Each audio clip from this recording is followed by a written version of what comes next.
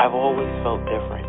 I've always seen things, but when I tried to express them as a child, I was always told to ignore it. There were people that I didn't know that came to me and said, I had this message that I keep getting that I have to deliver to you. All of a sudden, out of the shadows, a homeless man just jumped right in front of me, and he said, I'm a soul just like you. I love it. I wanted to understand the universe and who and what we are and what are we doing here. We're all part of this amazing soul wave tapping into each other. This was a major life changer.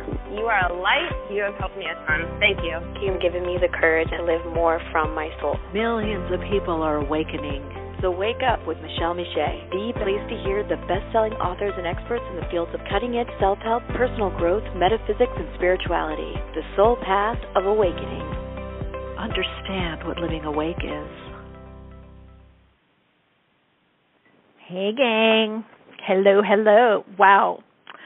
How's everyone doing? If you're new to this podcast, I'm Michele. It's great to have you here. I'm going to be multitasking for a second. I'm going to ask you to wait for just a second because, wow, have things sped up for you guys as well. I mean, I totally did so great during Mercury retrograde, and as it left, boom, everything started happening that has to do with paperwork, et cetera, et cetera. It is post-shadow, I guess. I guess sometimes these transits, they either go out with a bang. Let me just finish this. Okay. Yeah, this is important. So I have people that help me. Somehow some balls got dropped, so I'm doing some stuff last minute, and I'm also was in the middle of a pre-appointment for my my counting for biz. Anywho, let's see. So I'm just got to let me know. You got it. Okay. I do love the randomness of stuff happening, though. Last minute, I think it keeps us. You bring it, as we say in my spiritual practice and all my teachings, you bring it into your practice, and that's part of meditation, is that when things happen, can you pause and just do it or deal it? And isn't that life? I mean, I'm connecting with you, which I love connecting with all of you, and I always look forward to Wednesdays, and behind the scenes, you just never know what's happening. You never know what's going on in someone's life. So, and it's interesting just to juggle things like metaphysics, spirituality, 5D and above living, and the mundane aspect of the world, like accounting and bookkeeping and and people, talking to people, working with people, connecting with people, dealing with people dealing with us. Our quirks and our gifts and abilities. Anyway, hello, I am here, fully here with you. So if you happen to be new and you don't know the drill, you can listen by phone, you can listen by computer, you can listen in the chat. If you want to comment in the chat, you just need to do a profile, and it'll prompt you to that. And you can ask questions in the chat as well. It's all up to you how you want to do this. I also want to let everyone know, because I always forget this. In fact, somebody reminded me on my YouTube channel, really nice subscriber and person that's part of the community there, because I had mentioned in one of the readings that this weekend, Saturday, I am doing Akashic clearing and soul retrieval, realignment to your soul and retrieve the soul aspects of your being that are needed for fifth dimension and above soul expression. This is a lot of I haven't been doing a lot of courses or classes. I do have something I believe that may come up in the end of this year, but getting a lot of people asking, and I really am motivated by the guides, the spiritual hierarchy, and the oversouls that I work with as to what is really needed. And this one kept coming up, and we will be doing sound transmission, working with sound, energy, light, as well in this workshop, and then it ends in a tonal frequency. You could call it a sound bath, but it's so much more than that. If any of you have experienced Grace O, you know that it's not just an ordinary sound bath. You know, I've been doing this a long time, and when I first met her and was part of one of her groups, I was like, whoa. Because even I can do sound baths. I've done sound baths. There's people, you know, but it's like anything. A doctor, a dentist, an artist, a painter, it doesn't matter. It depends a lot on the consciousness, ability, and training, whether that's esoteric, in person, all of the above. And we know that. There's musicians, and then there's, oh my God, musicians. By the way, I'm totally into Iniko, I-N-K-O, I-N-I-K-O. If you follow me on Instagram, I did a story with one of her, Jericho. I listened to that over and over yesterday. And as a star seed, I just started weeping yesterday. Yesterday was a very up and down day. It was basically up, but I was missing my star family so much, and I came across that song. And other songs that she's done too, she wants to go by they, had written just touches on it. And one of my teachers was a Gray, girl Mai, revealed her true beingness to me. So yeah, it just so touched me. So anyway, I'm going to be doing more in this. Really, if you're a starseed light worker, or if you are a light being, a light worker, this is all about understanding your soul call. This is also about releasing ancestral generational society cords. This is about changing your Akashic. Now, we only have certain times in our time here on Earth and humanity where there is enough changing resonance that we can change the Akashic records. We can connect in through the Akashic field, and there's a lot, and that's what we're going to be doing. We're going to really be connecting in through the astral and the Akashic. And in preparation for the major changes that are happening individually and collectively with people next year, I would say some February, but March on, there's some preparation for 2025. And so I'm really answering my soul call and the guidance that I've been given to help people with this, bring some information, insight, kind of the how-tos, but more importantly, because it's all about you guys connecting more to your own inner knowing, your own understanding, your intuition. So if you're interested in this, it'll be through Eventbrite. In truth, we don't retrieve our soul, but there's aspects. But believe me, I have met people. Some people do not have a soul. Some people are not aligned to their soul. I've done soul alignment or realignment. Years ago, I worked with somebody that was dying, and the doctors didn't know what was going on. And his soul, it was, and it was weird because I did it. It was when I lived in England, and he was amazed. He immediately started feeling better.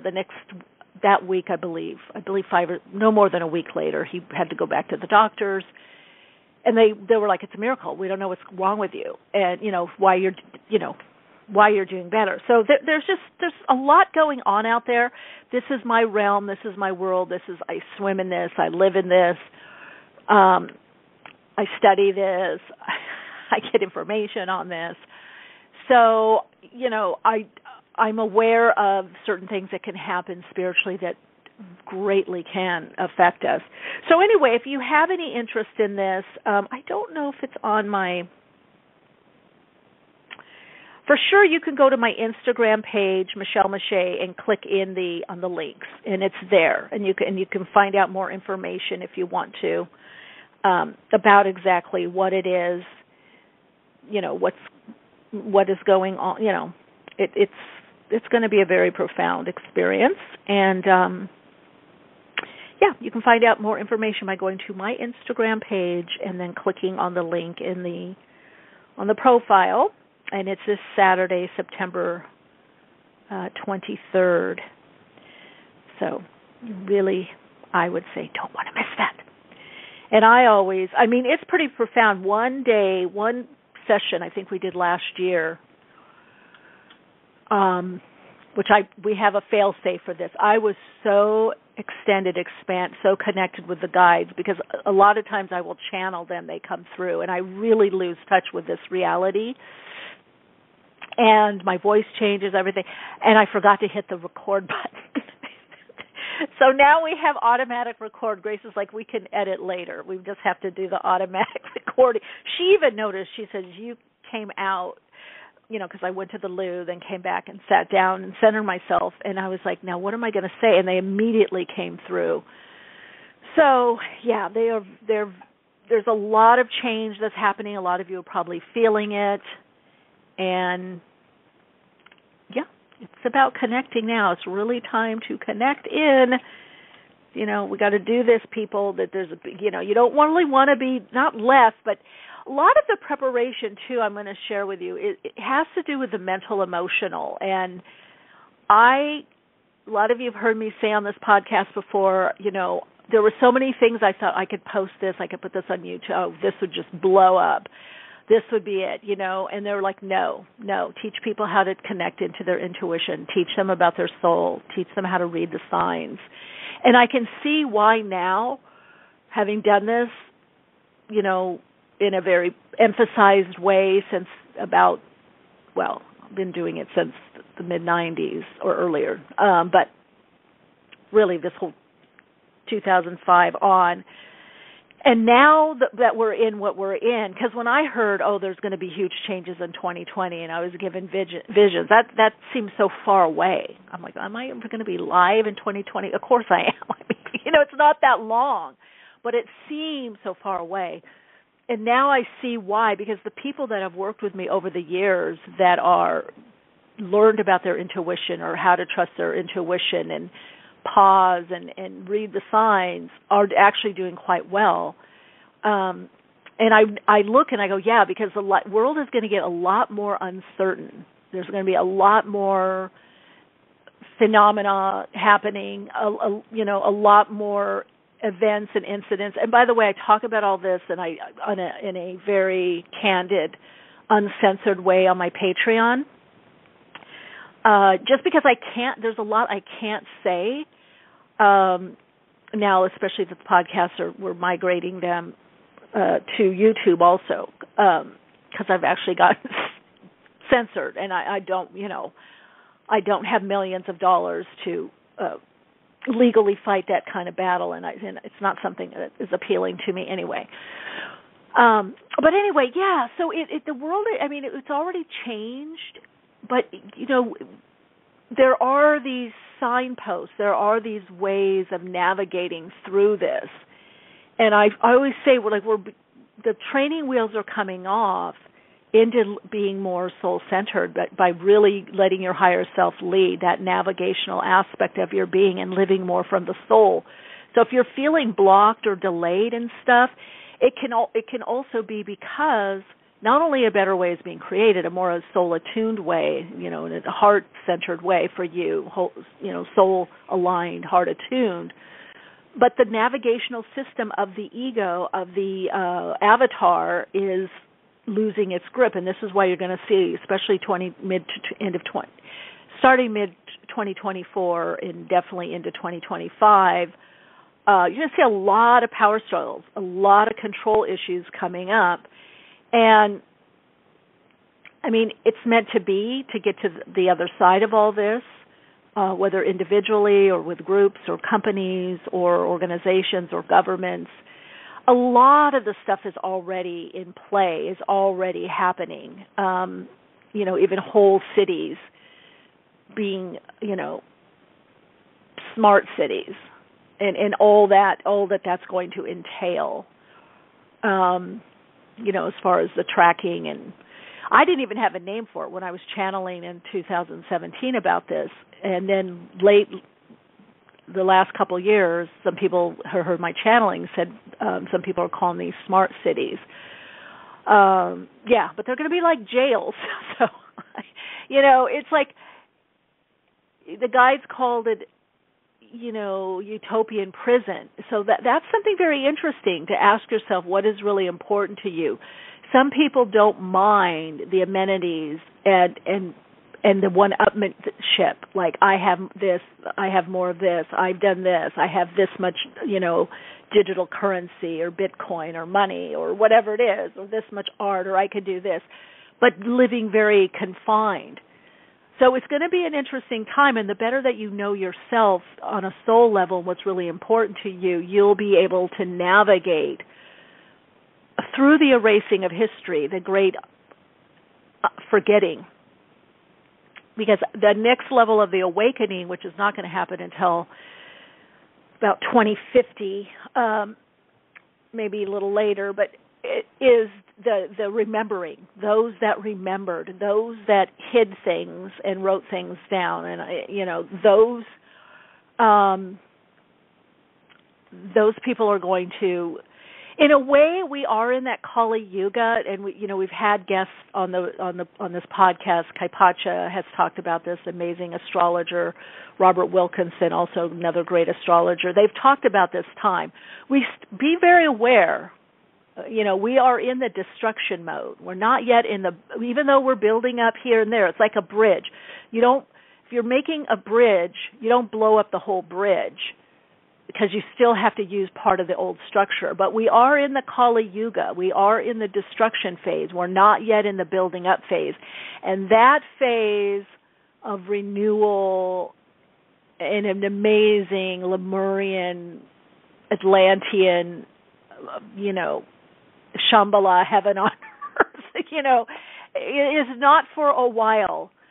So if you kind of know that can help you make certain decisions. And in many ways, we're seeds of the future. We are like that saying that says, I'm so badly paraphrasing it. I read it somewhere years ago, and I said, my God, that's what we are as star seeds and light workers.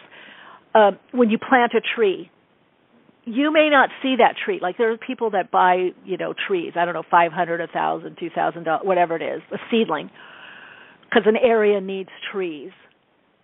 That person that's buying that tree and it's getting seeded, even if it's a little sprout or seedling, is not going to see the full abundance of that tree in their lifetime, or maybe towards the end of their chronological earth time, if that, depending on. But to see it in like a big oak tree or redwood, they're not going to see that. So a lot of what we're doing as starseeds, as light workers, is for those that come after us. Or if you decide to come back around, it's up to you. So, kind of knowing that's why a lot of indigenous cultures and in the Native American tradition, it said 7 generations. And people of wealth and means look at 3 generations minimum out, 3 to 7 generations. They're looking at not just their progeny, immediate progeny or children. They're looking at their children's children's children, and the children's children, right? So it is this time to kind of pick up the mantle and say, okay, even if this is not for me, I'm cultivating this. I mean, it's a deeper sense of purpose, understanding that you are the seed of the new, and the seed of the old is within you. So a lot of you are bridgers. The seed of the old is in you, and also the seed of the new. All right, let's get to callers. Let's see who is in the chat. Anybody? Hi.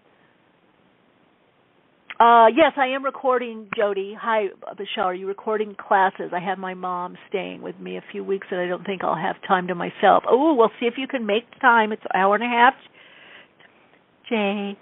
Jody. But if not, yes, it's recorded. We do that. And you'll be able to do it multiple times. Okay, let's get callers 347, putting in the chat 539-5122. And then if you have a question or a comment, please press 1 on your keypad. See, anything else I wanted to say? Oh, yeah, thank you. Okay, real quick. Thank you so much. Those of you that have been leaving those lovely 5-star reviews, even some of you had some beautiful appreciation comments on Spotify and Apple Podcasts. I really appreciate that. And for those of you that have recently subscribed to my Soul Insights and Tarot on YouTube, as well as Awakenings with Michele Meiche podcast on YouTube. Thank you very much. Some of you I did, when you commented, I did comment back.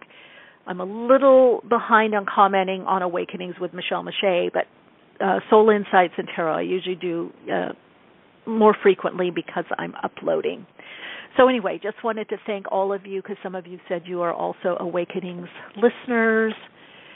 And I just want you to know how much that is appreciated. I'm going to have some other ways that how people can share their,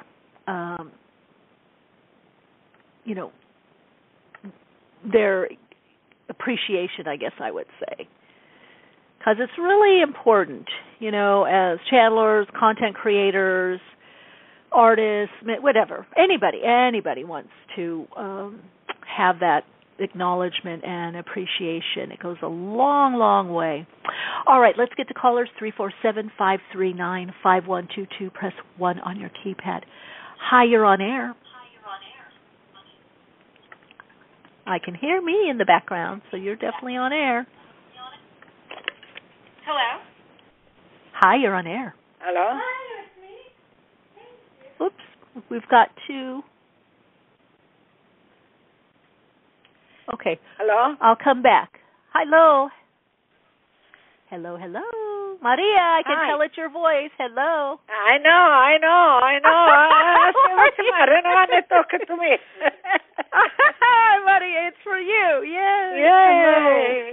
How are you? Is your daughter with you today? I'm doing well. Is your daughter with you? Yeah.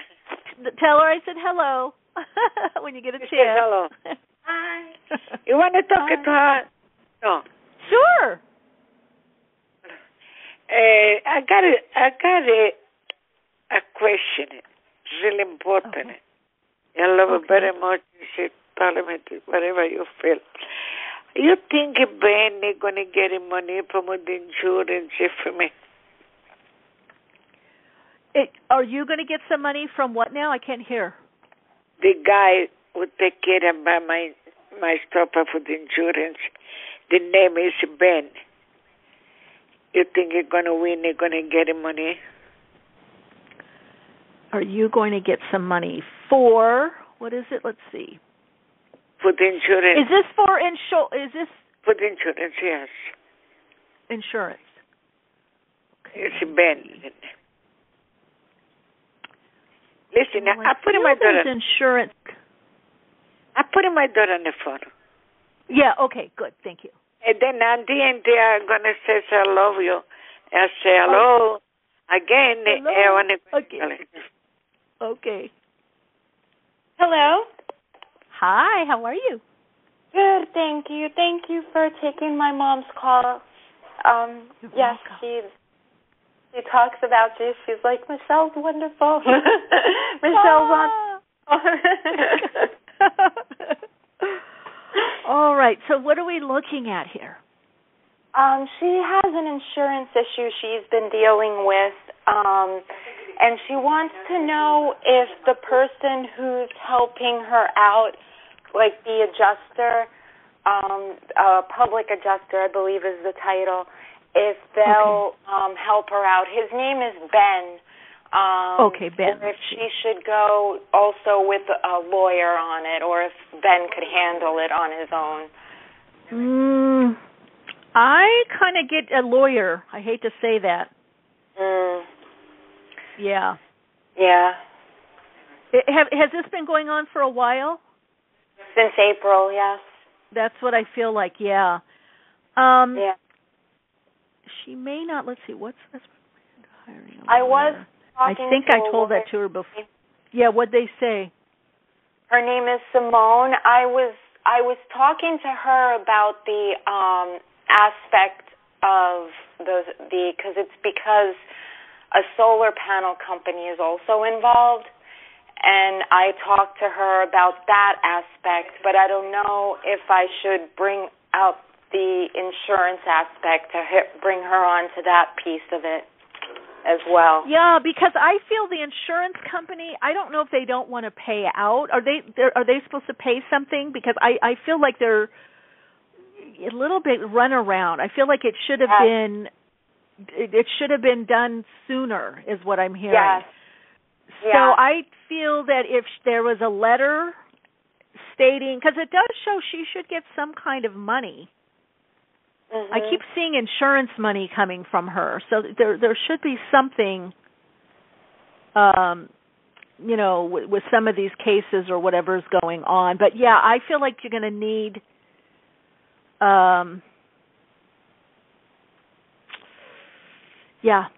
gonna need some additional help. So I'll ask this woman, this lady, Simone, for that additional help. Okay. Yeah, I would. Yeah. Thank you. Thank you. You're very welcome. And big hug. It's always great to hear your voice and her voice. Same. Yes. God bless you. God bless you too. Hello? Yes. Hello? Hello? You think I'm going to get a receiver from the guy, the name I keep for my kitchen? They're going to give it to me, the receiver? Yes, but talk to your daughter with what I said. I feel like you're going to have to get extra help, maybe even an attorney to look at this, because I feel like it should have been resolved already. I'm getting there just putting it to the side, not really. I feel like they don't want to pay, or they don't want to pay out as much. So you might have to have somebody help you to negotiate, is what I'm seeing. Yeah, this is somebody else. They did in my kitchen. Yeah. Then they have to have some help with. They want to see the receiver. And the guy, I think he don't want to give it to me every time I pay. That cost me so much money. They don't want to give me the receiver. Say today, tomorrow, and never give it to me. I don't know why. Yeah, that's one time. Sometimes you have to. Well, because sometimes people just they don't think they have to do it. They give you the runaround. Okay, you and your daughter, keep me posted as to how all goes. God bless you and big hug. Thank you. Thank you very, very, very much. Thank you. Appreciate it. Thank you. Hi, you're on air. Hello. Okay, 514, you're on air. I'll, whoops. Hello? Hi, there we go. Hi, you're on air. Hi. Hi, Michele. It's Mitchie. How are you? Hey, Mitchie. Hello. Okay, it's been a kind of an interesting morning. Yeah? What's going on? I missed the intro. I missed, oh, that was fine. I was just blabbing on about, because I was in the middle. I have an appointment with my tax accountant tomorrow, and I guess I put my files in the wrong share folder. They couldn't access, so they were in the middle. Different people were texting me, calling me. I didn't get all the info for the podcast. Yeah, it was just all this stuff, and then I'm like, I stopped in the middle of the living room, and I took a breath, and I said, get your coffee that you made that's so special that you made it because you found a really illy. I had my illy espresso, the cortada, half espresso, half. Yeah, well, this time, usually I do decaf, but now I'm doing a little every now and then caffeinated. So, and I just got that, and I just sat down, and I said, okay, I'll just center myself and do what I need to do. Yes.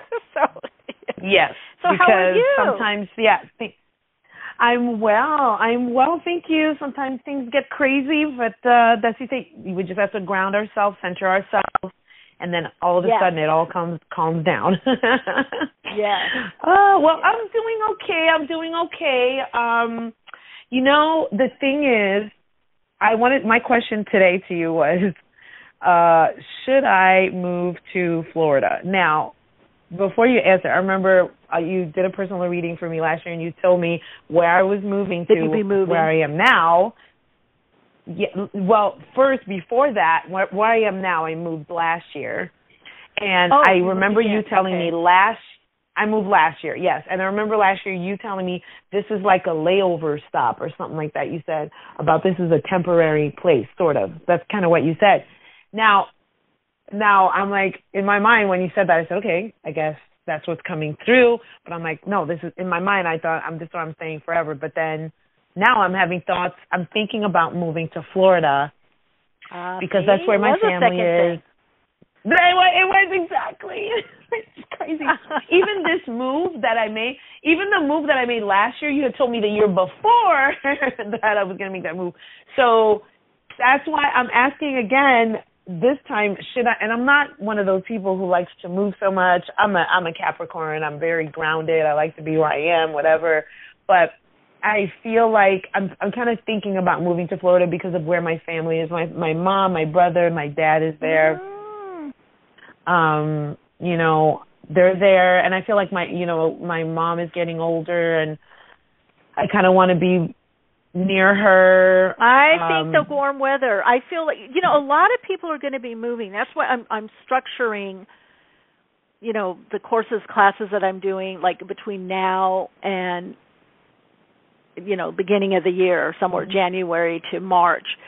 There's going to be, I predicted this in Patreon, one of the videos, like there's going to be another mass exodus that's coming in the next couple of years. And you're going to see housing, a lot more houses available. It is going to turn into a buyer's market there because people are going to be leaving, and also people that bought multiple homes are going to be getting rid of homes. A lot of people are going to be downsizing, like I don't need all this stuff and junk, and I don't need the whatever it is, whatever they don't need. Maybe some people need a big house and a smaller yard. Some people need a big yard and smaller house. Maybe some people go apartment or a boat. I don't know, whatever. But you're going to see a lot of people, a lot of moving and movement and relocating. So it looks like you're fitting into that that cycle of moving. Okay, and I remember you saying this. I remember you saying this even on the show a few years. Like you said it on the show too. I think it was about 2 years ago or something.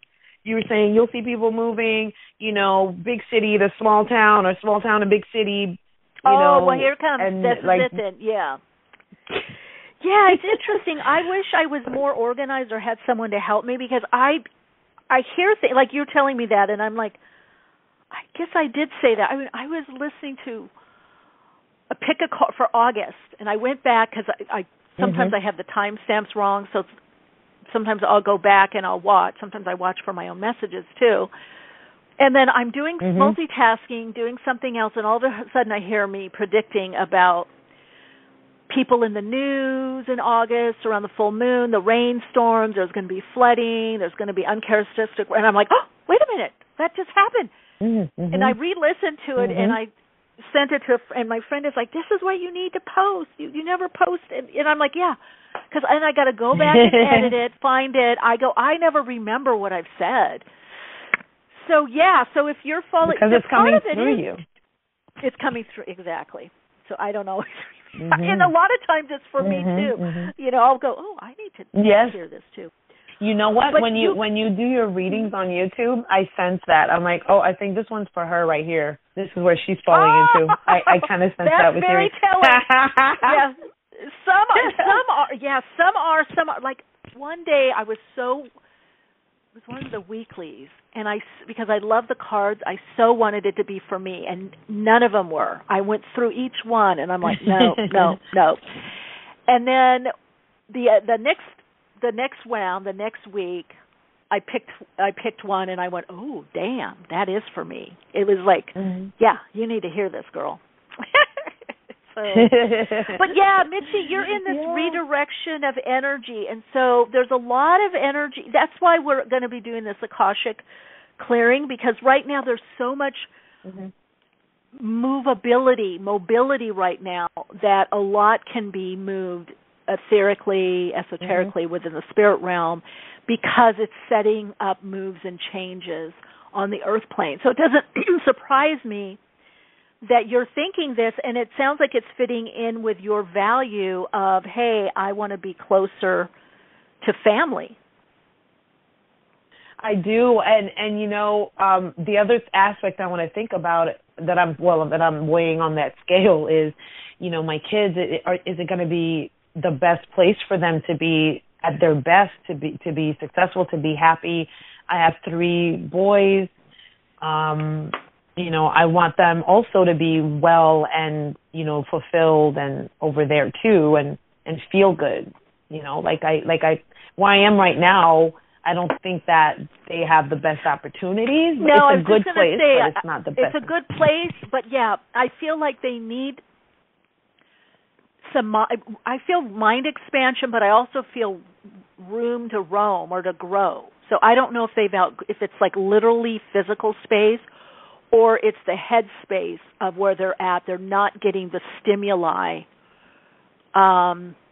I would say that's one of it. them or both that's of them would, nice. I feel, could do well with after school or enhancement programs with like computer, maybe even computer art or generated. One of them's very, I don't know if it's mechanical or engineering or whatever. I feel like they need they like that whole realm. So a program of that would be amazing for them. And that wouldn't be where I'm at. I feel like that would be over there in Florida. And Florida is the last place I kind of thought about going ever because, not because, I mean, my family's there. Yes, this is why I'm going there. Yes, I want to be closer to family, but I'm not necessarily, it's not one of my favorite places. I think it's great. I like it. But, like, I would rather go to Vegas, for example, but Florida is not the place I ever thought, but then it came to me, you know what, because actually one of my best friends is moving there, and that's, see, we it's went lining to Florida up together. This is what I'm seeing. See, these are the ways, I'm telling you guys, that's why I'm putting something together towards the end of the year of how to read the signs, because it really is by when you keep seeing things, or your friend is moving, your best friend, or you keep seeing ads. I remember the second time I moved to England, I stayed there for 3 years. I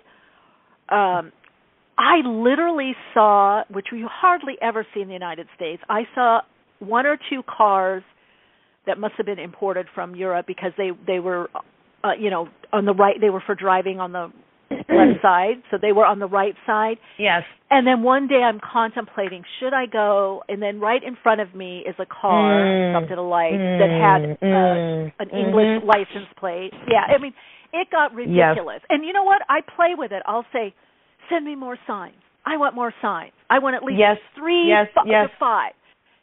And then, the universe, God, your higher self, whatever, the whole shebanging will send you signs, keep sending you signs. And you're like, okay. Yes. Okay, I got it. You're like, I got it. You got it. Yes. You know what I mean? You're telling the universe, like, I got it. Yeah. But then, you see, okay, so my best friend, I have 4 best friends, and she's one of them. And a lot of times, we give each other opinions about, okay, try this, try that. And then we'll automatically, if one of us says do something, we'll do it because we're like, oh, yeah, that's a good idea. But at the same time, I'm not a follower necessarily. None of us are. We just value each other's opinions. But when she said we're going to move there, and then we went to Florida this summer together, her and her family and me and my kids, we went together, and it kind of like, I felt like, wow, I really like being here. And then she was like, oh yeah, I want to be, she decided exactly where in Florida she wanted to be by going to that trip. She's like, I want to be in Orlando. So then I thought, you know what? Yeah, I think I need to be here too. It kind of catapult, you know what I mean? It kind of made me more sure, kind of a little bit more sure about it. And then recently on one of my flights, a passenger came on and said, I need to have Wi-Fi. I need to make sure because, you know what, there's a game. I can't miss the Miami Dolphins game. And I'm like, okay. Yeah. Really? Miami Dolphins? See, all of those things, and this is why resonance is so important, even more important than law of magnetic attraction or what people, because the resonance will show you where you need to go, right? So you're in resonance, and so you're getting the signs. So Mitzi, and I'm going to throw it back at you, because you said things come through me. Yes, it comes through everyone. So we're not necessarily following people, right? It's like, even though if she's moving, you're not necessarily following her if she's reflecting something for you, right? Yes. Yeah. Very much so. She's like a sister, and I know, like, and this is for her, it's a whole, like, she's totally aligned with where she needs to be, because it was since in our 20s, she's like, one day I'm going to move to Florida, I'm going to buy homes. And so this is exactly what's happening. So it's really good. She's aligned. She's finally aligned, and I'm really happy for her, because it took her a lot to be aligned with that purpose. So that's perfect. And then here it comes, and I'm like, I saw my mother there. We spent 3 weeks, and I thought, I need to be closer to her, but I also wanted to be good for my boys. And, you know, okay, I'm Canadian. A lot of times, I did live in Florida. Unless your people are high-level narcissism, usually what you choose is good for your kids. You know, if you have an awareness, okay. Usually what people choose, and you know your children, and if you already see what's happening where they are, you know, I would say you're higher consciousness, so you would know, it's, you know, that what's making you happy and what are the opportunities. But yeah, I don't know. Yeah. It looks good. And if I already said it, which we call the virgin reading, one of my teachers called it the virgin reading, before anybody asks anything. That's why I kind of like to play that game. Yeah, that's why I tune in ahead of time when people call me, you know, for sessions, private sessions, because it's fun for me. Like, what am I going to get? And it's also fun for me because sometimes I sit down and I'm like, am I even going to get anything? What if nothing comes out? What if I get no message? Wait a minute. You still think that? You? Oh, Michele? yes. Because, oh my God, I'm surprised. Oh, yes, because it's a blank slate. And sometimes I've had people call and nothing's coming out. I'm like, what the heck? And then one thing happens, a question, and it's like the floodgates. I'm like, and it all starts coming out. Or sometimes people, this I'd love too. They'll call and they're like, oh, should I go first, or do you want to ask, or do it? I'll say, I don't know. Well, you go first, and they'll say, well, I don't know, and I'll say, okay, let me see what I got, and I'll read what I got beforehand. They're like, oh my God, it's all the questions I had. Who knows how it goes? I just think it's spirit or God's way of just keeping you on your toes, keeping it fun. Yeah. Yes. Yeah. So I'm in it constantly. Like, you know, well, I hope something comes through. Well, you know, because when I do readings for people too, it's the same thing. I'm like, what if nothing comes through? And then sometimes I'm like, okay, nothing is coming through. And then all of a sudden I'll start talking, or there'll be like, I'll say a word, and then there'll be, like one time I said a word, and then this was at work, but the call bell came on. Bing! It kind of confirmed what I was saying. It was weird, but I thought, oh God, nothing was coming through. But then when I said the word and that bell came on at the same time to validate it, it was just like, okay, now I know. Okay, now it's coming through that way. But like, I feel like you sometimes, what if nothing comes through? We all feel that. That's why a lot of times I'll say, ask a question that primes the pump, you know, and then the conversation, and then you start getting more and more in resonance with that person, and everybody's different. Sometimes it happens immediately, or happens before the session. Sometimes people, it happens, they have to ask something, you know, days just before depends. Sometimes. Oh, I get a lot, especially the people that I work with on a regular basis. They are always coming in with this information or that. Okay, Mitzi, keep us posted. I'm going to go to the next caller. Yes. But, yes, I could talk to you forever. Okay, well, thank you. Okay. You're welcome. Bye. Thank you so much, Michele. Bye. Welcome. Bye. Hi, you're on air. Michele, it's Sunray. Hey, Sunray. Hi. Can you hear me? How are things? I can now. You're teeny low, but now I hear you better. Okay, sweet. I am fantastic. I just want and say a shout out to the Soul Path Patreon community on Instagram for all the support, and just like with my situation, having been thrown around with the universe, not having a place to live, and then now having a place to live. And the support that I got from the community that you created. Oh, gosh. Oh, that makes me so happy. Oh, my gosh. Okay. I am so... so tell me what was... Because I click on there. Most of the time I don't read anything unless I have like a something I'm posting or like because it's really for the community. Do you want to share what happened or anything that you want to share? Yeah, so I think I kind of mentioned this to you about a year ago. I've just experienced housing insecurities, especially since getting laid off last year, around this time actually a year ago, probably to the month. Anyway, so lost my place and then was moving around a lot. I think I even asked you, I'm like, oh, what's going to happen? You're like, I don't see much stability right now, but you will be stable eventually towards the end of the year. Now here we are. We're at the end of the year. And almost. I don't know. I was just kind of, almost. We're almost, not yet, but almost. Go ahead. Yeah.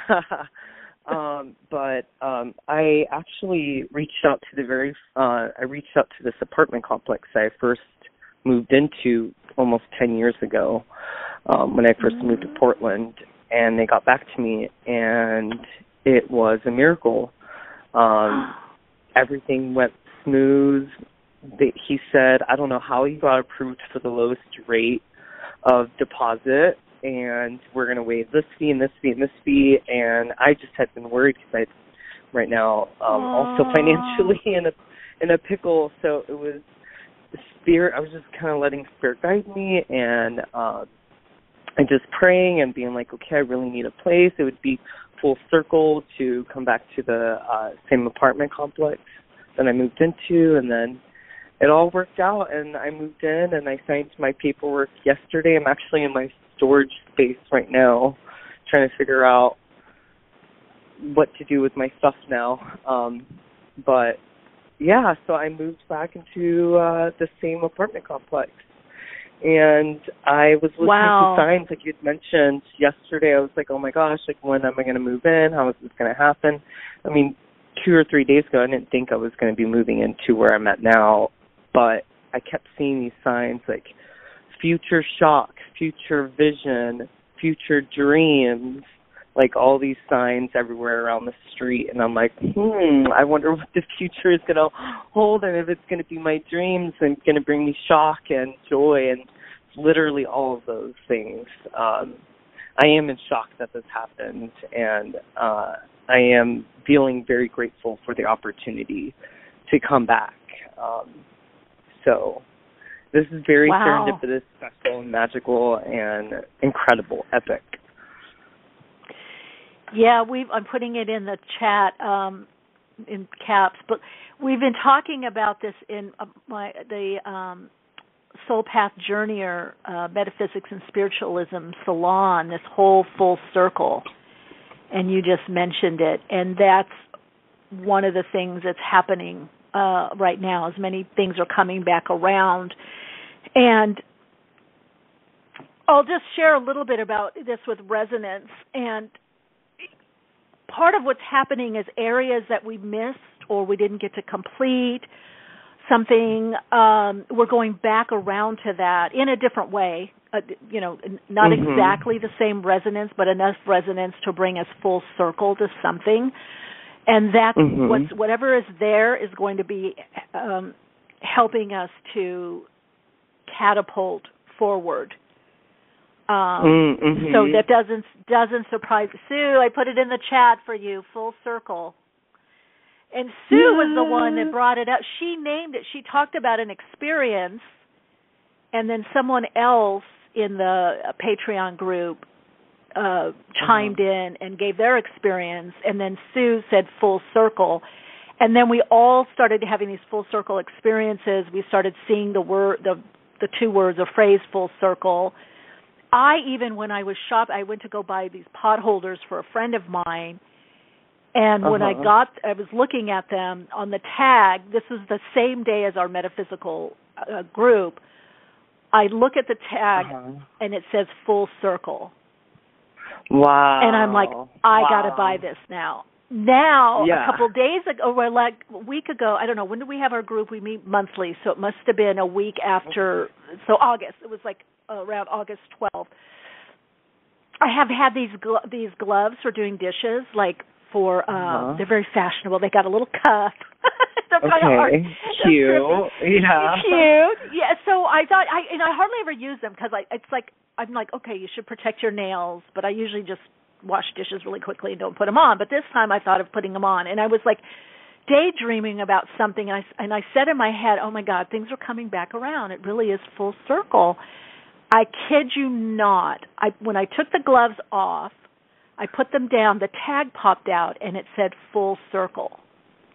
Wow. It's kind so of I took a picture and sent it to people on Patreon.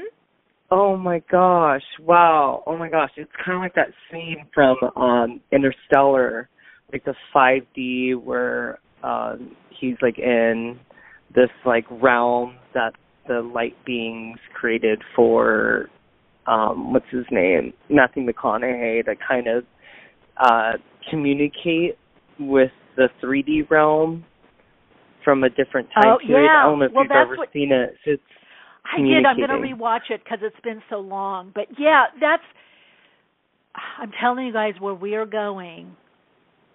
You're going to see your ET self and your star brothers. And I mean, I'm telling you, where the veil is so thin right now that these kinds of situations, I mean, we're literally, and some of you have heard me talk about this when I was channeling, where like when I was in England and I was holding onto that pole in the bus, you hold on to the pole, and it dematerialized, and so did the people. And then I had a couple other situations where that happened, the dematerializing of the street. That's going to happen. We are literally in that process of becoming accessing more of our light body, accessing, creating from the Merkaba. So all these kinds of signs are, they're getting more and more. They're getting more and more. They're stronger and more repetitive. So I feel that very much. That resonance is definitely a part of it, and just kind of going with it. There's these birds that fly and roost in Portland every once in a while. They're called swifts, and they migrate, and then they go into a chimney. And I went to go see them this past week, and this group of people were like, oh, I wonder who, decides, of the group of birds, who decides when to go into the chimney, or, how they're, dancing and floating in the air. And I was thinking to myself, answering that question, but I answered it to myself. It made sense, kind of what you talk about resonance. And the birds, when they're moving, they're following resonance as they move together. Yes. And they are single consciousnesses or streams of a conscious being, but as they move together, they are following that resonance. And when they know how to go into the chimney through a natural instinct of that resonance. So I have kind of expanded that into my own life, and in my experience of moving through the day-to-day, the mundane, kind of like those birds, not really paying attention, just kind of being aware of what's going on, but feeling and following the resonance and trusting that spirit is guiding me towards the right direction, and knowing that I'm not alone. The resonance is the soul. That's if people are following the resonance, that is the way the soul moves, evolves, grows. Speaking of birds, I had a situation. I think I talked about it on the podcast. I've had lately a lot of animals, and I'm near the beach. Now, mind you, when I lived in Encinitas, I had hawks, I had owls. I mean, it's just it's more rural than where I am now in the marina. But the other night, I'm watching something on YouTube, and I hear, ooh, ooh, ooh, and I'm like, that's an owl in my yard. And then I'm like, no, there's no owls here. But then I'm like, but it's not a mourning dove, because mourning doves aren't late at night, 11. And I was like, and then it hooted again a few times. And I'm like, my God, there's an owl. Get this. A friend of mine who I've known since middle school, since age 14 actually, I'm telling her we're going to this lucid dreaming event in Malibu. We're talking, and I said, oh, my God, you never guess what happened. And I shared with her.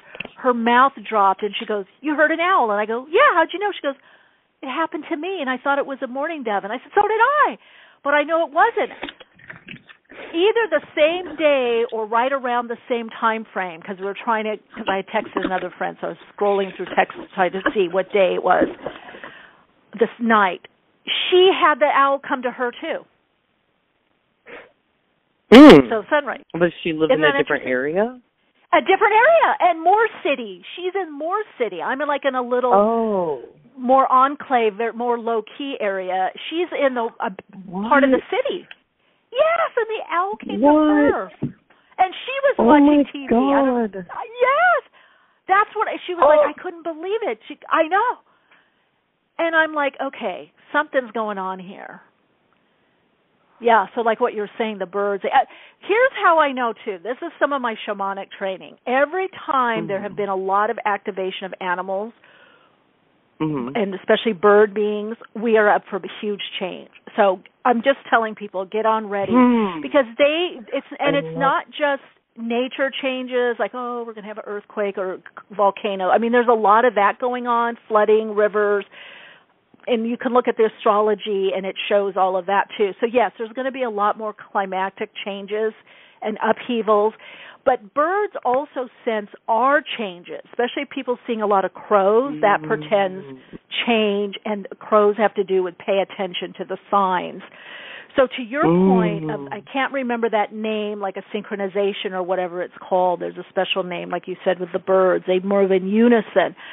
I feel the bird beings, the animal beings, are trying to rope us in, because they're aspects of us, we're aspects of them, for us to pay attention for this redirection of energy. So, Sunway, we always dive in, I'm telling you. Yeah.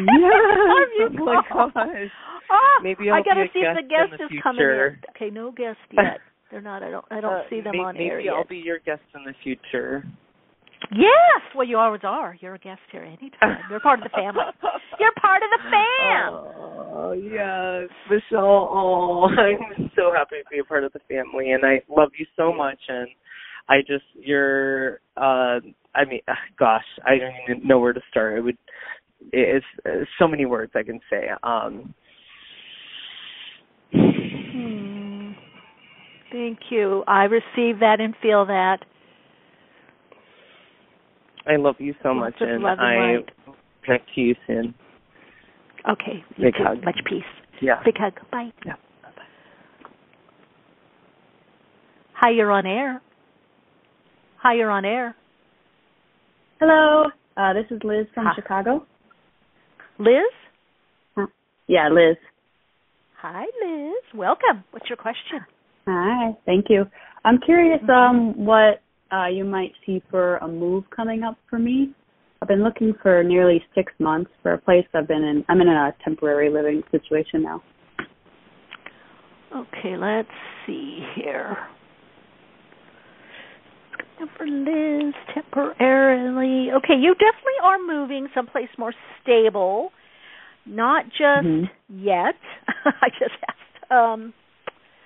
I'm going to say after the first of the year, look for something more stable, either time of Aquarius or Pisces, so February, end of January, February, March, that time period. And it's a place where you can do what you need to do, whatever that means. A place of healing. There's something you need to do. Yeah. So, yeah, that's what I'm getting for you. Keep us posted, Liz, and just kind of... All right, will do. Focus on, relax. It's going to happen right now, and then you're going to find I think there's going to be a lot of either grass or foliage or little nook. There's some area, like a garden, either a deck or a garden, but there's some place where you're going to be spending a lot of time outdoors. Or you could look at the outdoors. It could be like a sliding glass door with a table where you're going to be doing a lot right there. So you are going to find that sweet spot, that sacred place that you want. Excellent. Yeah. All right. Yeah, perfect. That's exactly what I'm looking for. Oh, there we go. There's your confirmation. Yeah. All right. Talk to you later. Bye. Thank you.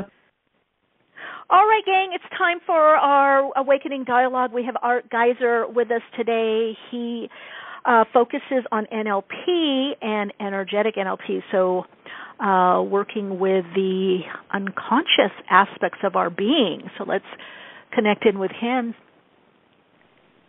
Hi, Art. Well, hi.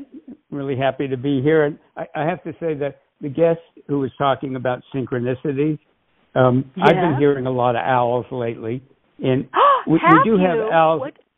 Yeah, we have owls in my neighborhood, but they've been every night in several of them. So that was funny. And in my work, one of the things we really set as a goal is more delightful synchronicities, like she had with I forgot what it was. It said full circle, but oh, interesting. See, it always happens that way. So, any thoughts on that? Because that's like I said, where I live. I'm not saying they're not here. We even had parrots, wild parrots, at one point.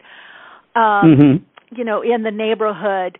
But I've noticed more bird being activity. I even had like little bunnies, some kind of the white fluffy tail bunny. And then the owl. So, of course, wisdom. When did you see the owl or have more owl activity? Recently? Oh, yeah. It's been every night for at least a week. And, I would hear them occasionally, but not like every night. And then I was out on my deck leading a virtual program, and this hummingbird came and he landed like about 4 feet away from me and just stared at me, and then he flew over my right hand and just hovered there and stared at me for a little bit and then left. So that was just about a week, 5 or 6 days ago. So I have noticed a lot of activity. Okay, all right. I love hearing that. That's confirmation and synchronicity that change is afoot. And I remember one of my trainings, one of the people were saying with the owls, like, in a way, the who is also who's there, or hey you, or who's there. Kind of like it's kind of like a little bit of a, well, they do wake you up if you light sleeper, right? So kind of like a little bit of a wake up call there. So. So Art, tell us a little bit about yourself. I do myself hypnotherapist and trained in some NLP, so I know a little bit about that. But I'd love to hear your take on NLP and everything else that you do also, and then the idea of the energetic NLP. Because I agree, even though NLP does work energetically, I know a lot of trainers and practitioners of it, it becomes very mental. So it sounds like yours has a bit of a different focus. So if you can go into that, that'd be great. Oh, thank you. And energetic NLP, NLP is a big part of energetic NLP, but it's one part. So I combine it with spiritual principles, healing and transformative energy work, psychic development, channeling, and I put all of that together. And for people who don't know what NLP is, they've heard of the most famous person in our field, who's Tony Robbins. And now he has his own, rah-rah, high-energy way he does things. But the core of his ability to transform people's lives, it comes from NLP. In fact, when I hear him online, I laugh. I think he started about a year before I did. Much better marketer.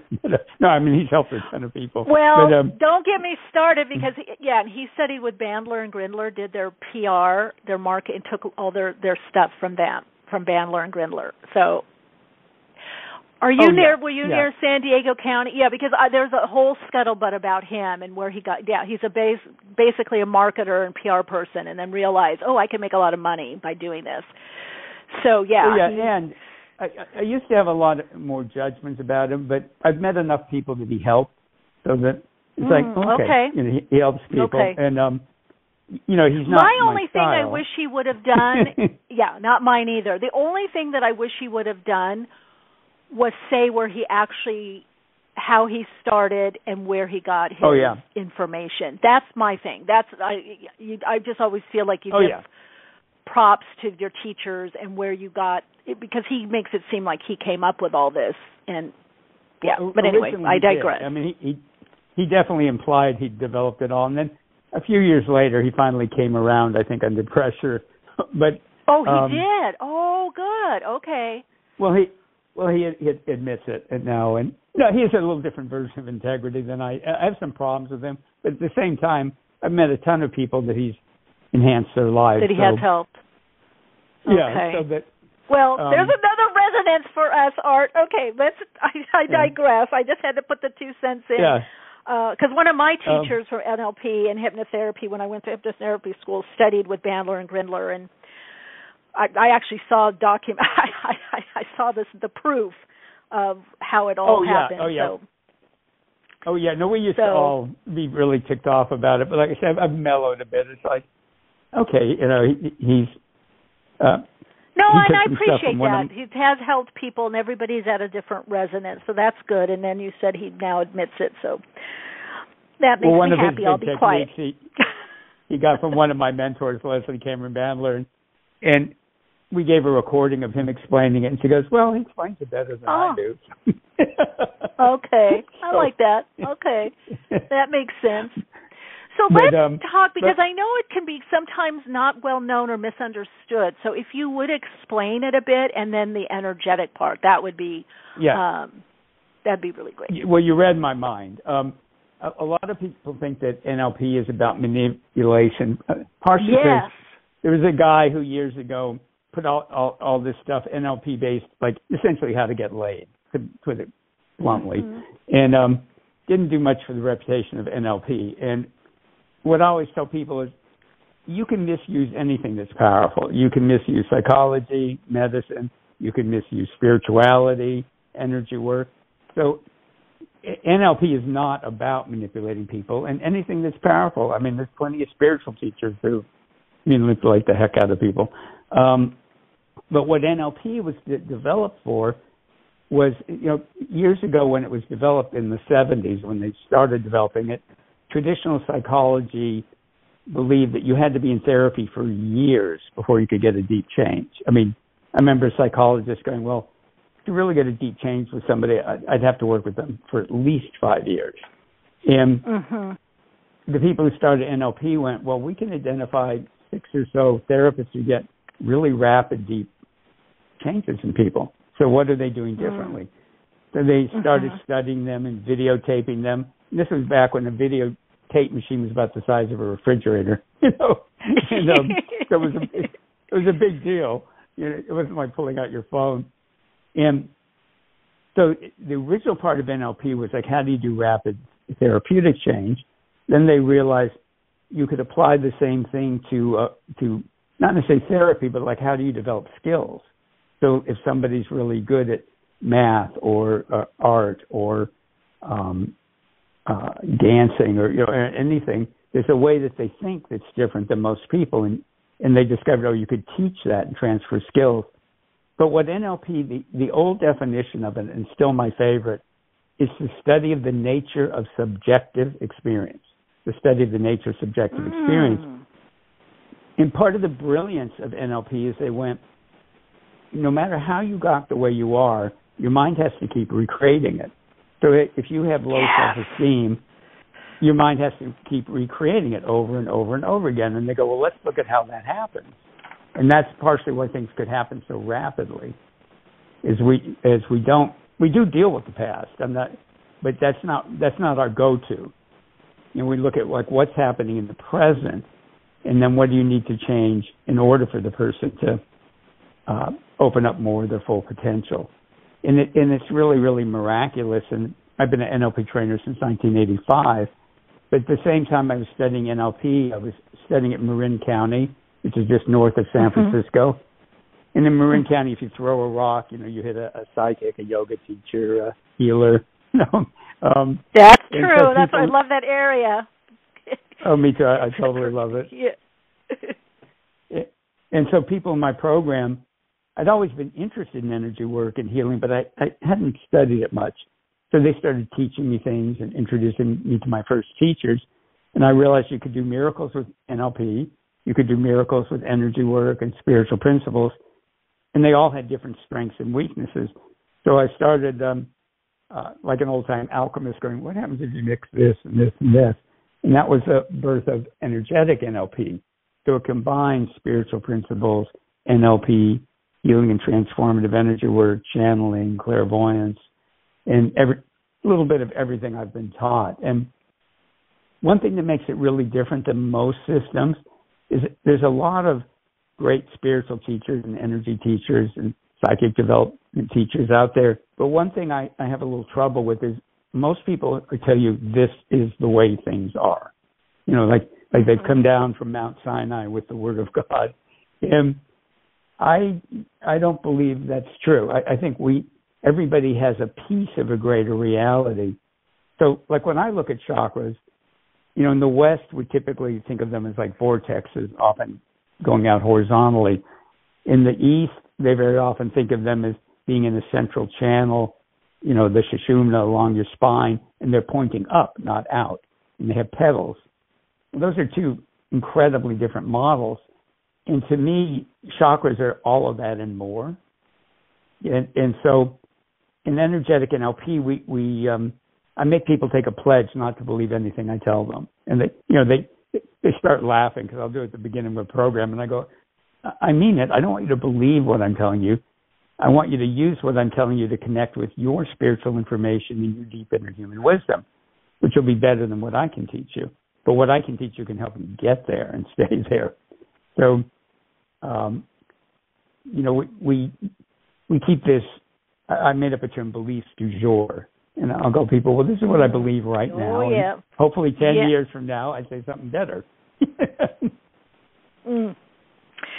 Yeah, and I think that's very powerful, the malleability of our beliefs, because they are just constructs, right? And I think the more expanded in consciousness we become, the more we understand that and the more malleable that we can believe something, right, and then change that belief a lot or a little, depending on either new information, whether externally or internally, right, from our body-mind system. Yes. So that's very powerful, Art, that you're saying that. And also about, for something, you know, a belief or an idea, we have to keep reanimating it. Mm-hmm. I love what you were saying about that. Yeah, that reanimation, it's like it dies off if we no longer focus on that or believe that, whatever that perception about ourselves or belief or about how things have to be. If we don't keep animating it or giving it energy or creating it over and over, recreating it. And that's what, any thoughts on that, how to, like a pattern interrupt for that? Because that, I feel, is a lot of times people are trying to get rid of the belief or shift their belief, or let's say a non-life enhancing self-perception, but yet they keep recreating it. They keep animating it, giving it juice. Mm-hmm. Well, NLP and Energetic NLP have some incredible techniques for rapidly changing beliefs. And you can do it from a very NLP way or an energetic way. The first step when I work with somebody is, do they consciously believe it? Because if they consciously believe it, then we need to explore it. But often people go, well, you know, it's not really what I think, but I know it's a belief in me. And one of the parts of NLP that's magical is something called submodalities. And so in NLP, what we call the modalities are visual thinking, auditory thinking, kinesthetic thinking in the body. You actually can think in tastes and smells and it's like in the vestibular system. In teaching or education, we call it the representational system, how the world is represented to you. So like whether auditory more or visual or and also that's learning style, right? Yeah, but that came from NLP. They were the ones who... Well, that was one... I don't know. Early education. Anyway. Yeah, I mean, it's been brought into a lot of educational systems, and maybe somebody else talked about it before, but in the mid '70s is when they started talking about it in NLP, and people in education started learning it. I didn't know that, because when I got my teacher certificate, at a certain school that I taught at, they embraced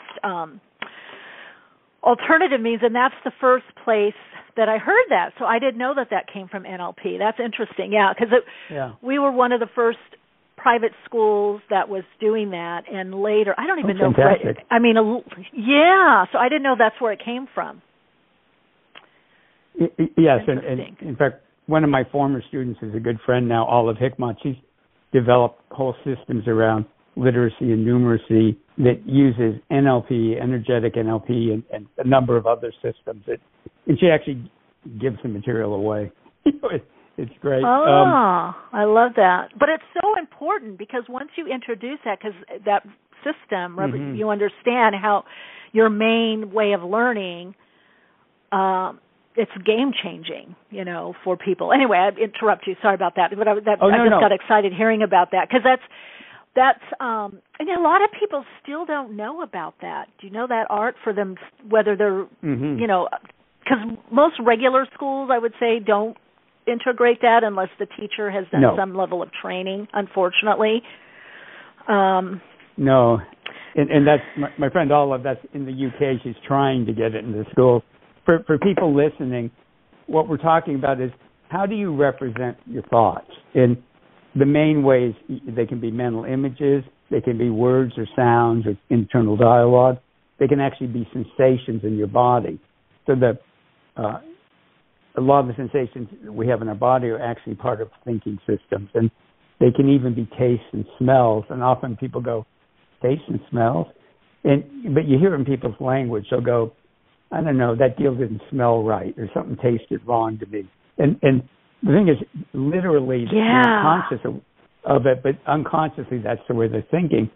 And what we're talking about, Michelle's talking about that with teachers, part of what we've been, not we, but people before me in NLP, we're letting people know, like, some kids need to see it, some kids need to kinesthetically do something, some need to hear it in words, and that you can pick up from a student how they need it. In fact, back in the early 80s, I ran to a friend of mine, and he was asking me about NLP, and he's a teacher, and I just explained representational systems to him. And he was one of the people who's a friend, but not like a close friend.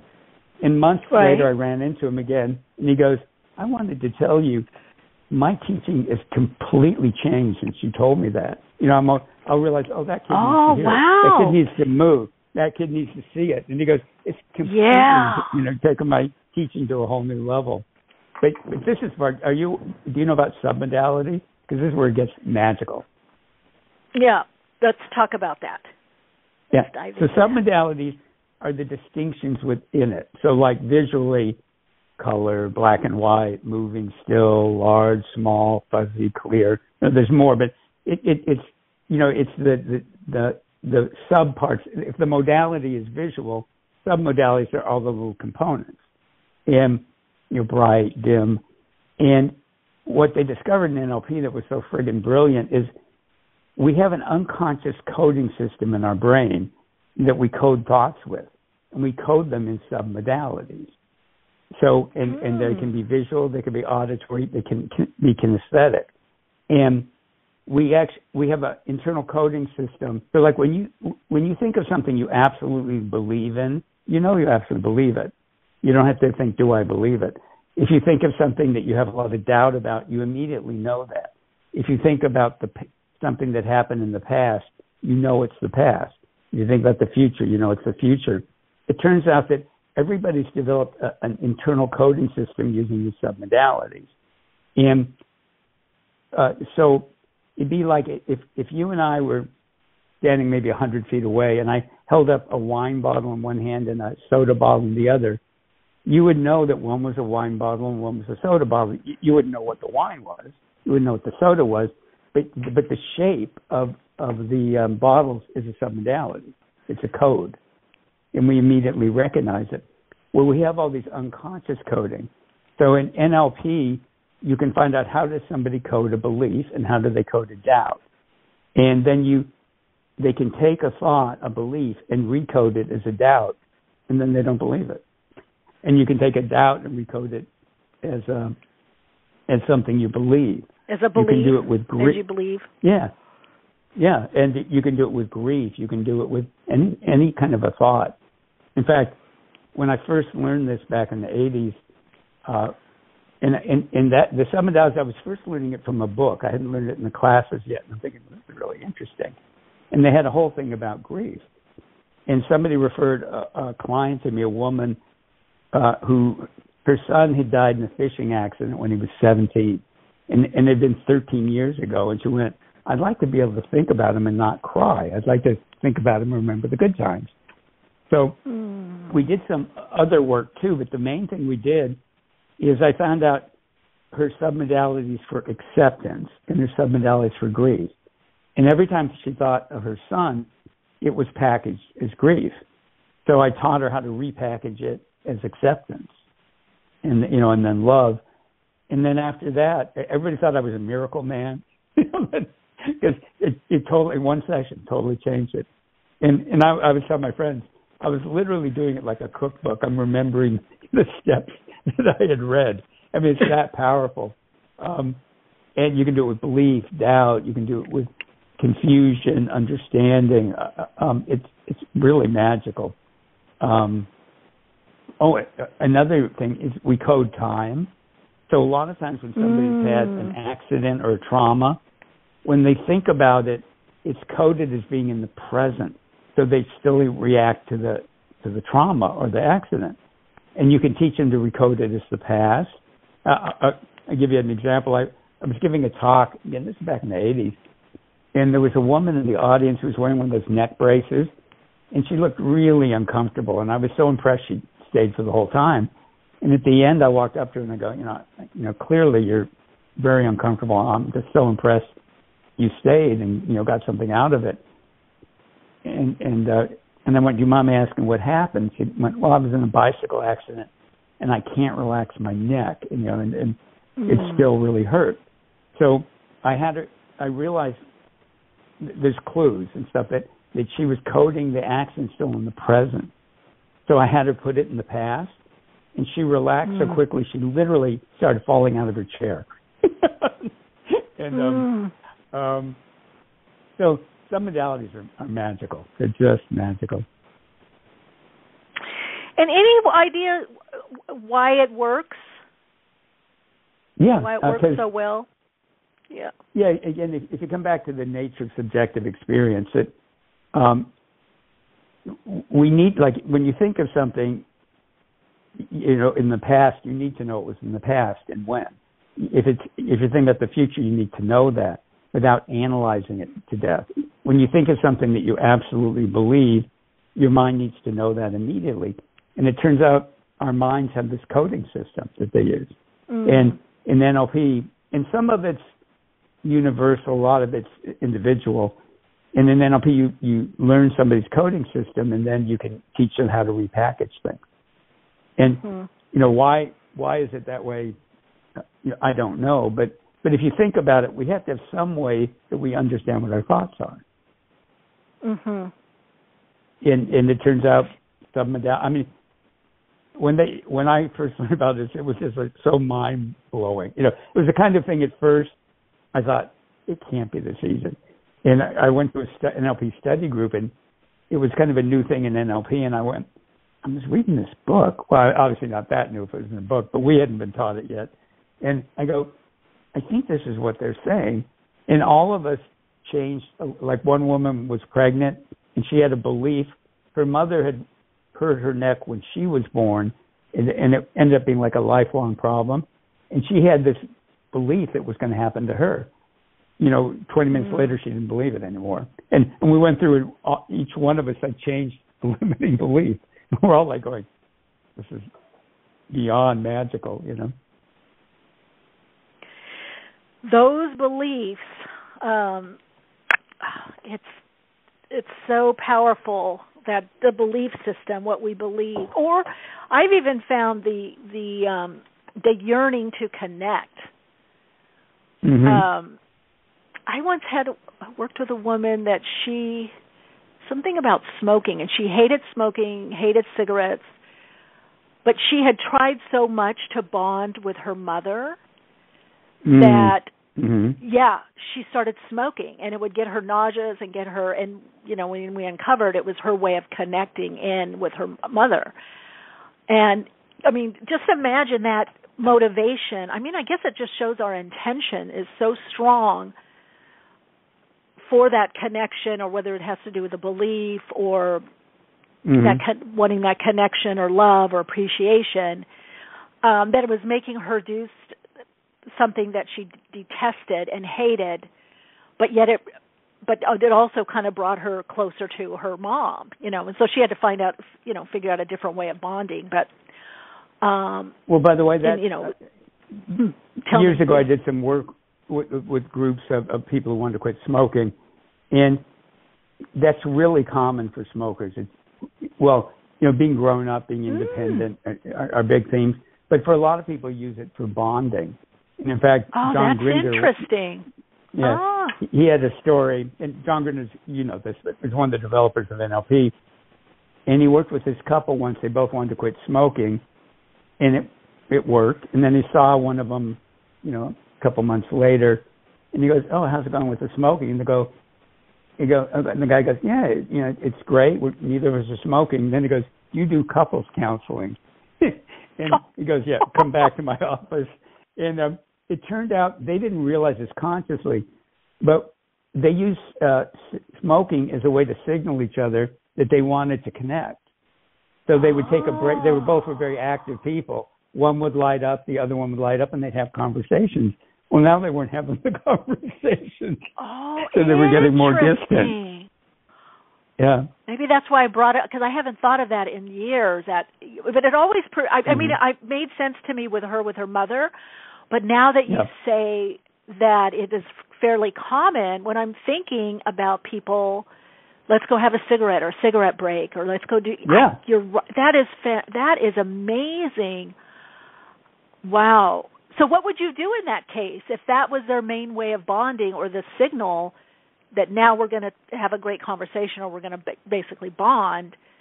You'd have to replace it, right, with something else, or what? How would you? Okay. Well, once they knew that, he helped them figure out, you know, what was there subconsciously. You know, what's another way to signal each other? Yeah. I love that. And they, you know, once they were aware of it, it's like, oh, okay. You know, it could be as simple as, hey, let's chat, or let's relax together. Let's go outside and drink some tea, or, you know, whatever. Oh, Art, that is so interesting when you think about it. Yeah. And it does get in that, I mean, if we look psychologically, that oral fixation, you know, of suckling, of nurturing. And so, wow, that is so powerful. I mean, if more people knew this, Art, right? Oh, my God.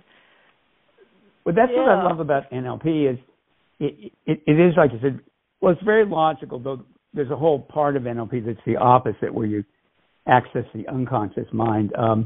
And you give what are called process instructions, which is cool too. And I incorporate that into Energetic NLP. The process instructions are when you trust the person's unconscious mind and spirit. Well, I would say spirit to figure something out. So, like when I'm done teaching a workshop, I'll tell people, give permission that tonight when you're sleeping, your unconscious mind and your spirit are going to review what we did in this workshop. And while you're sleeping, your spirit will infuse it with wisdom, knowledge, concepts, skills, abilities, attitudes, behaviors, you know, from your spirit, and the benefits will be made richer and deeper. And I'm making it a little shorter and integrated. No, into I like that though. I'm taking this process in, Art. Oh, good. Yeah. And what happens is people then, while they're sleeping, their unconscious mind and their spirit enhances whatever they did. And it's called process instructions because I'm not telling them what they're supposed to learn or how they're supposed to benefit. I'm trusting that when that process starts, their unconscious mind and their spirit will figure it out. So it's very respectful and very authentic. Yeah. I liked it. I was having a discussion the other day with a fellow practitioner, a friend of mine, and because she was saying, she's in New York, and she was saying how, I don't know, she had done something. She said that the person, it was like unconscious work, meditation, but with sound, and she was saying, I love this part of it. She goes, but I was getting irritated because it was too much talking and saying, do this, go here. And I said, yeah. I go, well, because it doesn't give you a chance to have your own inner process. Right. And, right? And I said, in many ways, I go, what we're doing or should be doing is we're just keeping the conscious mind, the rational mind busy while you take over your unconscious mind, right? Takes over. I go, but if people are talking too much play by play, I go, yeah, it'd be irritating because it should just trigger enough that you, your inner stuff starts working, kind of taking over. So, yeah, so I like that's really well said. Kind of confirm. Yeah, well, just kind of confirms what you're saying. About that part just enough, which is really an art because you don't know, is this enough or is this too much? Is this not enough? But I guess that's where you're also intuitive. That's where I feel like the intuition comes in. You have to be in that state to track what's going on. Right? I agree. And something you absolutely, and there's something we do in Energetic NLP that's unique to Energetic NLP. I call the concept called your miraculous self. Your miraculous self, which is different than your high self. So your high self just exists. And I'll tell people, I'll go, I don't exactly know what your miraculous self is. Your spirit will figure it out. And what I had noticed years ago is that often, well, I should define my terms because people use the word spirit to mean a lot of different things. To me, when I say the word spirit, I mean the higher frequencies of the non-physical self. And what I call the soul are lower frequencies of the non-physical self. And some people would reverse that. But and so what I'm calling the spirit is, it's still you. It's below unity consciousness, but it's the aspect of the vaster you that sees the big picture, knows what you're doing this lifetime, that knows everything about your body and energy system. And to me, when I tap into somebody's spirit, it's a lot like the perfect parent going, whatever you want, dear, because it sees a lot of paths as being valid spiritual paths. So, you want to get your heart broken? Well, that's a valid spiritual path. Oh, you want true love? Well, that's another valid spiritual path.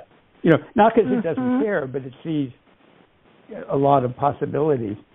And then there's something I call somebody's deep inner human wisdom. And I don't exactly know what it is, but when I say that to people, they access it, whatever the heck it is. And our deep inner human wisdom is what it sounds like. It's practical. So your miraculous self is when your spirit and your deep inner human wisdom get in very close communication to guide you and nurture you and heal you and help you manifest. So that it's developing you personally spiritually, but as much as possible, doing it in a way that creates a life that's miraculous for you. And so in Energetic NLP, first I have people create that, which is super easy. It's ridiculously easy. And then everything we do, they put their miraculous self in charge. So their conscious mind sets the intention, gives permission to receive the benefits, gives permission for the miraculous self to be in charge, and then the energy in your miraculous self do all the work. And the goal is to get your conscious mind out of it. I mean, you set the intention, but then you let the magic happen. Yeah. And that's one thing. Exactly. So if I'm working, that's it. You got to just set it up, right, for that inner magic to happen. And then get out of the way. And that's why I could be working with a couple hundred people, and everybody's having their own experience because I'm bringing the energies in. But what happens to them in particular, their miraculous self is deciding, not me. So so everybody gets to a customized experience. So I really love doing it that way. And again, it's honoring their authority, their ability to me, everybody's a beautiful, powerful spiritual being, whether they know it or not, no matter how messed up their life might be. So I try to connect them to who they really are. and then let the magic happen. I love that. I love that what you're saying too, because really you can only set it up, and because they have that part, and we don't know. We're it's like it's like swimmers. You know, everybody, you might learn a certain way of swimming, but you have your own pacing and you know, individual style to some degree. And you, once you're diving deep into those waters, that person's individuality or their gifts, their abilities, their, like earlier you were talking about the representational system, takes over. I definitely feel, and I want to get your take on this, I definitely feel this, like what we're talking about right now, is not only going to be more sought after in this new paradigm that we're all co-creating, but needed and necessary. Because it's like the map is always within, and it's getting less and less externalized. That old, I called it the, it's like the old rule book that a lot of people got that didn't work. Oh, you know, is disappearing more and more, right? It's like you're going to have, I think people are going to realize, I got to learn what's my inner mapping system. How do I get in there? What do I do? How do I read the signs? Yeah, I feel, I don't know your thought, if what you see in the way the world is changing, but my sense is that this is going to be more, like I said, not just sought after, but a needed and necessary tool, if you will, or way of navigating. Well, I love the way you're describing it, and I totally agree. And the miraculous is more and more available. I remember even in the 90s, I talked to one of my teachers, and I thought I'd have to meditate in a cave for 20 years to do what I can already do. You know, and true. I like to tell people, for years I wouldn't study this stuff because the old idea was that only a few special people were born with these abilities. Yeah. And I really wanted to be one of those special people, and I was afraid to find out that I wouldn't be because, you know, in that model, that's it. You either are or you aren't. And then when I really started studying it, and I went, oh my God, I am one of those special people. Yeah. And then a little later, I realized, no, that's not true because everybody's one of those special people. Everybody's that special. Yeah. Yeah, and it's not everybody's path or interest. But I always tell people, if you're at all interested in developing your clairvoyance and your energy abilities and spirituality, everybody can do it. And and like anything else, certain things are easier for certain people, but everybody can do magical, miraculous things with energy. Especially if you're encoded with it. We haven't had it in a while, but for a couple of years on this podcast, and I would get emails on this. We had people calling in that were like corporate, by their own admission, very ego-based, and they're like, my friend had a migraine, and I said, I rubbed their head, and all of a sudden heat came out, and the migraine went away. I keep touching people, and these are like, I remember this one woman, she's like, what is going on? Or people calling up, I'm not spiritual. I don't want to be spiritual. This is happening to me. This is going on. Or I found your podcast. And I'm like, well, obviously it's you're encoding, and you just decoded, and you are now. And people say, well, does that mean I have to leave my job? And I'm like, no, integrate it however you want. But so, yeah, I mean, it's just that specialness, I think, you're right. In the old model, it was like for a small few, but I think the elite. With the elite, but you start realizing, you know, there's a lot more elites. Everybody has an elite part of it that's coming through the forefront. Exactly. A lot of it needs to be coaxed out, Mm-hmm. like with the work you're doing. Go ahead, Art. Oh, I was just going to say, I'm not doing much of it right now, but for decades I would work with corporations like, you know, Fortune 50, Fortune 100 companies on leadership and team development. And, you know, they weren't hiring me to do energy work, but of course it wasn't an accident who'd end up in my groups. And everything in Energetic NLP is permission-based, but it doesn't have to be conscious.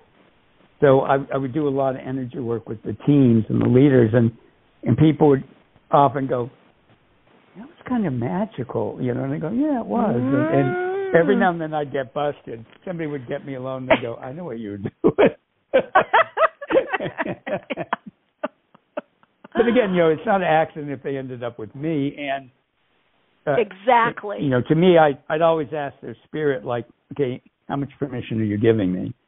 And but a real funny one, and it fits in with synchronicities. I was working with this group, and it was a fairly small team. I don't know, 16 people, and we were sitting in a U shape. And so I'm in the open part of the U, and there's a couple people sitting in the back part of the U, and the door was behind them. And there's a concept I like to teach teams called an actionable request. And what it means is, rather than complaining, ask for what you want. You know, like start with, here's what I want. I like that. Oh, it changes everything, because we're also trained to think that we have to tell people why they were wrong, then ask them to change, and then we go, well, they were defensive. You know, and it's like, well, how about we skip the making them wrong and just ask for what you want, have that conversation. And so I had introduced that idea, and this woman in the back, and we were having fun as a group. This woman whose back is to the door goes, well, I have an actionable request. And I went, what? And she goes, I'd like some chocolate. And the second she says that, the door opens up. She can't see or hear it immediately. And they walk in with trays of chocolate-covered strawberries. And so the people in the near me see it first, and we're all starting to laugh, and it kind of moves down the group. And this woman who turned out she was very aware of energy work, and she looked at me and she goes, this is kind of your world, isn't it? And I go, yeah, not 100% of the time, but a lot of the time, yeah. Well, you can't. It's the same. That it's the same state, right?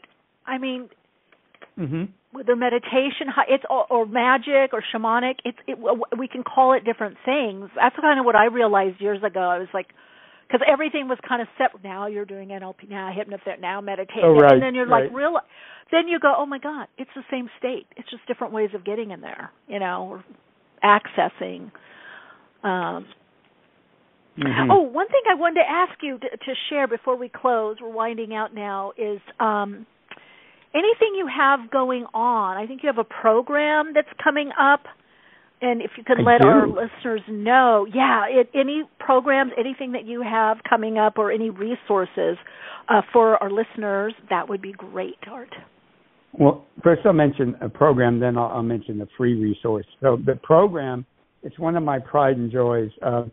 One of my favorite programs. It's called Discover Your Miraculous Abilities. Or we call it DIMA, Discover Your Miraculous Abilities. And it'll be the first weekend in October. And it's like 3 days. It's virtual. 3 days of like clearing karma. Oh, it's virtual, so it's online. So they don't have to be. It's online. Yep, okay. they can. People used to have to fly in to do it, but this is very... Well, because I see on the website you said something about Brazil, but that's something different then, right? The Brazilian one? Oh, yeah, I've done it in Brazil, and I used to go to Brazil a lot in the UK, but this one's virtual. Okay. I better make it clear on the website. Thank you for pointing that out. Just do, because it looks like it's there, but put maybe one for Brazil, one for virtual, so people know, Yeah, no, thank you, because now that you're saying that, like, duh. Everything in Energetic NLP, it's easy and fun, and so it's 3 days of like, first we do tons of clearing, like say karma, unconscious programming beliefs, energetic programming beliefs, spiritual contracts, and then we start opening up people's abilities to work with energy. And when I say opening it up, the people in the program typically who are complete newbies, and they're people that have been doing it for 30 years. But because everybody puts their miraculous self in charge, everybody gets... In fact, the first time I did the program, there was somebody who'd been doing energy work for 30 years, and I had told her, like, I don't know if you'll get a lot out of the program. And at the end, she's going, oh, my God, my work's on a whole new level. And this was years ago now. And so I've learned, because everybody has their own miraculous self in charge, I can have newbies and I can have super experienced people, and everybody gets an incredible amount out of it. So it's like 3 days of healing and opening abilities, and by the end of it, people can do healing and transformative work on themselves or others, and they don't have to be in the healing professions. Some of the people like me were doing it in corporate settings or just with their families. But the other thing is when you work on other people, it actually accelerates your own spiritual growth in the way that I teach it, and the way I was taught and the way that I teach it. So that's like the 7th, 8th, 9th. In fact, right now, this is super early bird. It's like, I think, $59 right now. And so, and people can get to it if they go to the word miraculous, the number 7.com, numeral 7, so miraculous7.com. They'll get to it. And he says humbly, it's an incredible program, life-changing. I mean, people come out of it like this floating. But another thing I have for people that want to try something completely free, it's called the Blockbuster Mini Program. And if you sign up, and it's the word Blockbuster, like the old video store, Blockbuster, again, the number 7.com, lucky 7. If they go to that site, they get a video a day for 4 days, and then they have ongoing access to it. And each one's about a half hour and takes them through really powerful energetic NLP processes. And they'll get a ton of clearing and transformation from the 4 videos. They'll also learn how to do the processes for themselves so that in the future they can either watch the videos and or just do it themselves. And that's another one. People tell me it's really life-changing, and that's completely free. And at the risk of confusing people, one more option. It's called ChangeTheWorldFromYourLivingRoom.com, ChangeTheWorldFromYourLivingRoom.com. And I do that every Sunday morning, and that's live only at 10 a.m. California time. And we do a world healing meditation, and then everybody gets a very powerful emotional, mental, physical, and spiritual healing. And I put those together because, you talk about throwing out the old rule book, and the old, it's only a good deed if you don't benefit. Well, yeah. I like it when people help me that they benefit. I like that kind of work. Not that they have to, but if they can, that makes me happy. So I want to tie it together. We do a powerful world healing, then everybody gets an individual healing, and that's every Sunday, goes for about 45 minutes, and that's ChangeTheWorldFromYourLivingRoom.com. Oh, I love that. Well, all that'll be, I know there's a link or a couple of links to all your stuff in the description box. Sadie usually puts it in there so people can, so those of you that are listening and you're going, what did he say? What actually, you can go in the description box of this episode and look, or on YouTube when it gets uploaded there. Art, I have so enjoyed this conversation and brought me back memory lane to studying this. And yeah, it's really, when we were talking, I thought, God, I miss these kind of conversations. But because it's so, you learn every time, I've learned. You learn and relearn, and things get emphasized, and that's one reason I love doing the podcast, is just bringing it all together, bringing us all together and bringing the modalities together and different programs or ways of accessing our truth and inner being. So, and healing, of course, and being empowered. So, thank you for being here, and thanks for all that you're doing. Come back any time. Well, I would love to. I'd be honored to, and I love how you do the interviews and the whole energy around the podcast and just what you're doing in the world. I think it's really important, So ditto. Yeah, we're all kind of finding each other now. We're kind of finding, and what's interesting too, because I think around between 2011 and 2015. I got kind of worried because everything was like quick fixes. I was like, oh, what's happening here, or just not doing inner work. And I thought, okay, this was the change. This is the way things are going. And then I would say around 2017, that changed. People going, I want to learn this. I want to do this. I want healing or empowerment, or, I want to work with somebody or study with someone that has training or knows what they're doing, or I want to get trained. And I went, wow, there was a shift where like the study came back. Let's study this. Let's learn this. Let's, so. Oh, interesting. Yeah, isn't that interesting? I found it, there was quite a demarcation there. And so I feel like, we need places of training, of studying, and inner studying, whatever it is, books or downloads or whatever. It seems like now people really want that. And also, I will say the recognition that I call it the grand poobah. Nobody's the grand poobah. Nobody is on a, we're constantly, we're teaching, but we're constantly learning too. So I think that has kicked in too, like, oh yeah, even though I've done all this and I have these clients, I'm still learning, or I still go to this group, or I still work with this coach, or whatever it is. So, yeah, boy, so we right? I hadn't noticed that pattern, but now that you mention it, yeah, I remember for a while it was like, you can learn all of NLP in a weekend and go out and be a trainer, and and it was like, geez, where's the integrity in any of this? And you're right that there's much less of that and more like, let's actually, develop.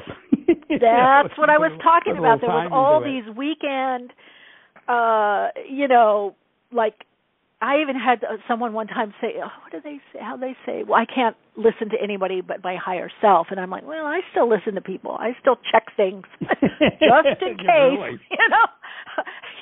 30 years later, I'm still checking on myself because there's been times that I thought it was my highest self, and it wasn't my highest self, So, all the weekends, like, learn this, and now you're set forever, and you don't ever have to look at yourself, and you can save the world. And so I don't know what happened, but I noticed the turning point. Right. Mm-hmm. It was kind of interesting. I'm so glad you pointed that out. Right? Which goes to show, like you said at the beginning of the podcast, you just never know, like in a way where things are going. There can be this change, this development that happens, and, how do we be a part of that, I guess? The whole idea, I only listen to my higher self, it's like, well, our higher selves get people to tell us stuff. Exactly. Yes. Yeah. Confirm things, or like, hey, you might be a little off track there. So, that's a good point. Our higher self gets people to tell us things like that. Art, I could talk to you forever. Okay, well, I'm glad you were here, and have fun on your upcoming training and workshop session and all of that in October. And hopefully we'll talk again. Take care. Oh, I would love it, and thank you so much. You're welcome. Bye. Bye. Bye.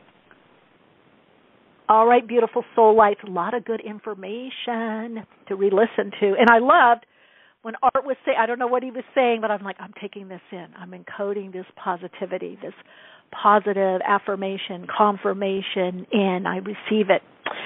I hope you all have received the love that you are and the reflection of that love, light, insights, and wisdom through this podcast. Always want to thank everyone that shows up here, whether you're in person or listening to the replays, whether you're on the phone or the computer or the chat. I really appreciate each and every one of you and your gifts. Remember, you are making a difference.